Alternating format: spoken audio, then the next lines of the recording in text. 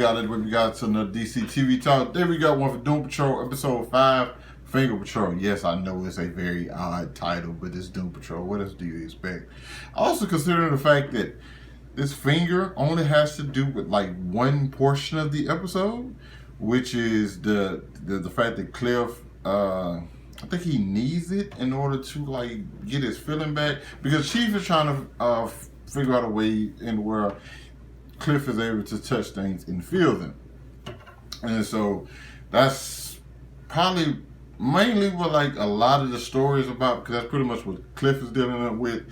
But he ends up talking to Cyborg, and they go on an adventure to talk to Silent Stone, Cyborg's dad, to like, hey, you did this for him, and he's able to like touch and feel things like that. Can you do it for me? And we all know Silas's beef with the Chief. So anything that would help the Chief, Silas is against, even if it would help someone else other than the Chief. So that kind of was like a bummer. But listen, there's a reason I use the Steel and Stone as my thumbnail. That is the spinoff we need. Okay, listen, that little montage of them in like a 70s, 80s cop show, it works. Okay, it works. It just looks funny.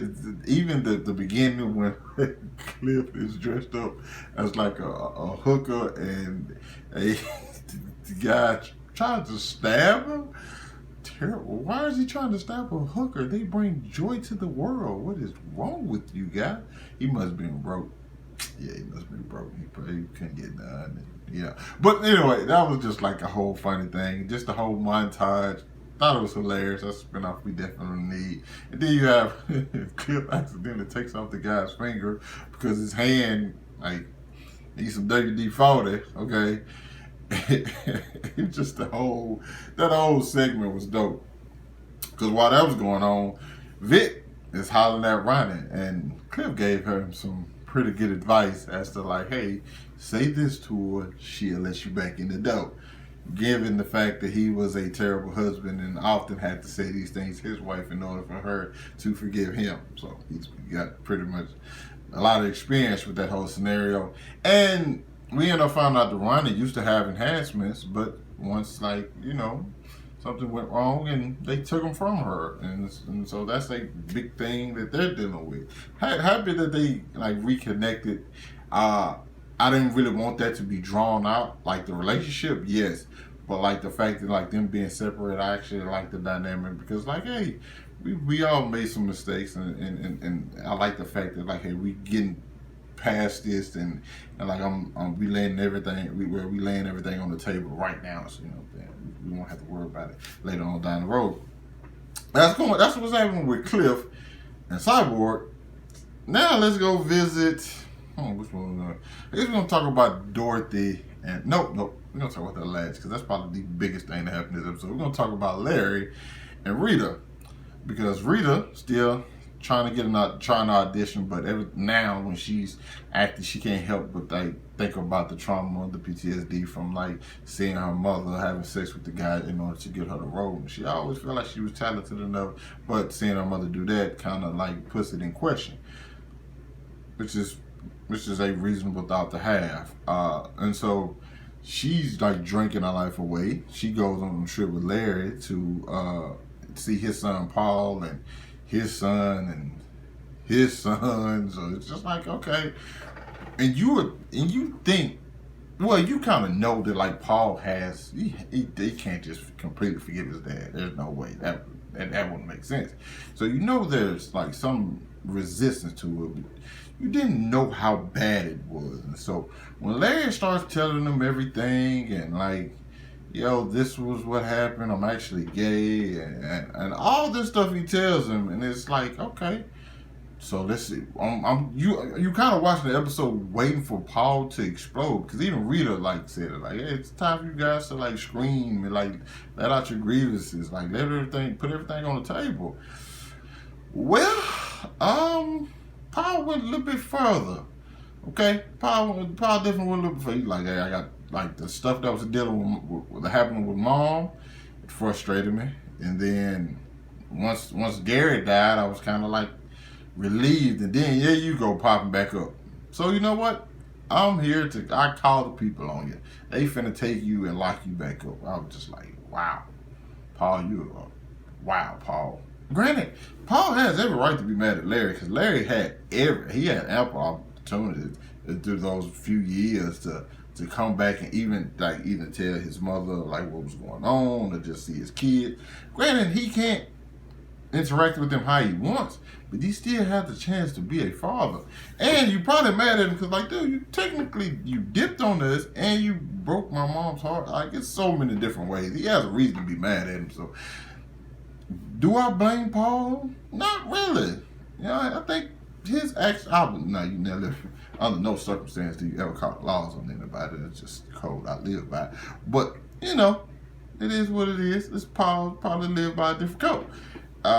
He just called the police on his dad and tried to get him. Well, not even the police. They tried to put him back in a cage. Damn, Paul.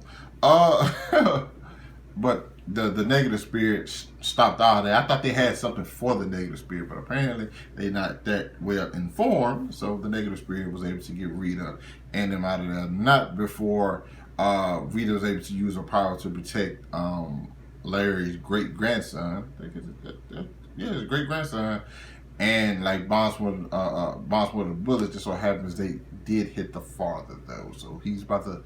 So now Larry's probably about to be beefed up with his son for a while.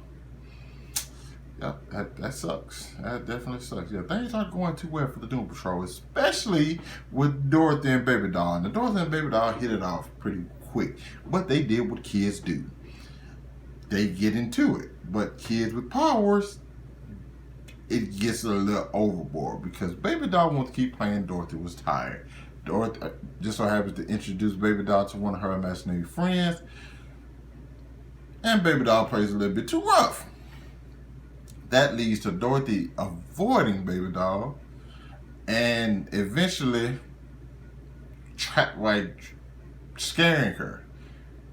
And that leads to Baby Doll trapping her in this like furnace, possibly about to set her on fire, and which also leads to Dorothy letting out another one of her imaginary friends, which leads to Baby Doll killing said friend, which leads to Dorothy making a wish from the candle maker, which we all know that never ends out well, which ultimately results in the candle maker going to the underground and killing Baby Doll.